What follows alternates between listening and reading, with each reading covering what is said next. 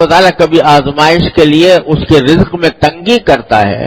تو وہ شکوہ کرتا ہے کہ میرے پروردگار نے میری اہانت کی، میری توہین کی، میری بے عزتی کی، یعنی چاہیے تو یہ تھا کہ مجھے بہت کچھ ملتا، لیکن معاذ اللہ اللہ تعالیٰ نے میری بے عزتی کر کے مجھے بہت کم دیا، شکوہ کرتا ہے۔ اللہ تبارک و تعالیٰ آگے یہ فرماتے ہیں کہ اگر یہ رزق میں تنگی آتی ہے تمہارے تو در حقیقت اس کی وجہ تمہارے اعمال ہوتے ہیں۔ رزق میں تنگی کے دو مطلب ہیں، ایک مطلب تو یہ ہے کہ آمدنی کم ہو اور اتنی کم ہو کہ اس میں گزارا نہ ہو سکتا ہو یا کم ہوتا، بہت ہی تنگی کے ساتھ گزارا ہوتا ہو، یہ بھی رزق کی تنگی کی ایک شکل ہے۔ اور دوسری رزق کی تنگی کی شکل یہ ہے کہ آمدنی دیکھنے میں تو بہت ہے لیکن برکت نہیں ہے، اور اس کا نتیجہ یہ ہے کہ ساری آمدنی ہونے کے باوجود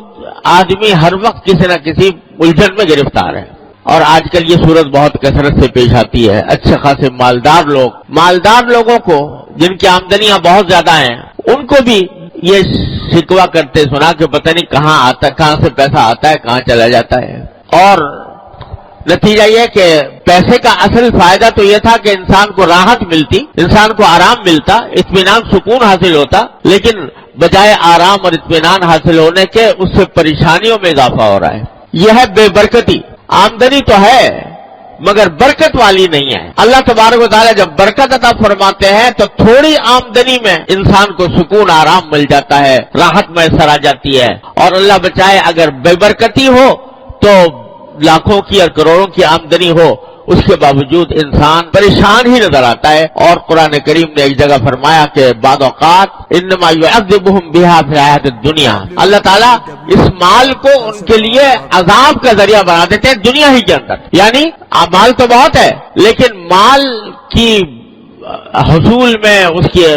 تلاش میں، اس کے جو سرگرداں ہیں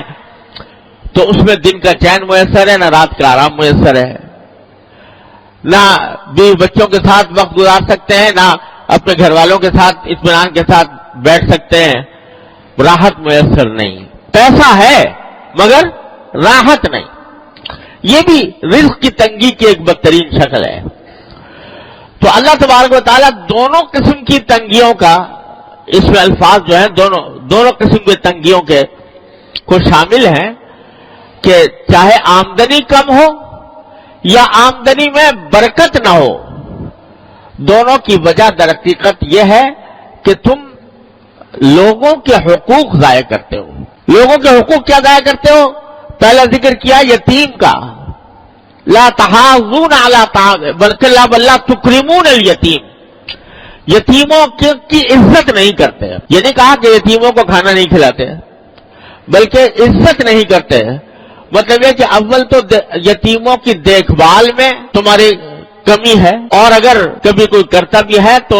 اس کا جیسا اکرام ہونا چاہیے، جیسی عزت ہونی چاہیے اس قسم کی عزت اس کو نہیں دیتے ہیں۔ وَلَا تَحَاضُونَ عَلَىٰ طَعَامِ الْمِسْكِينِ، دوسرے لوگوں کو بھی کوئی ترغیب نہیں دیتے کہ تم مسکینوں کو کھانا کھلاؤ، مسکینوں کے حاجتوں کو پورا کرو۔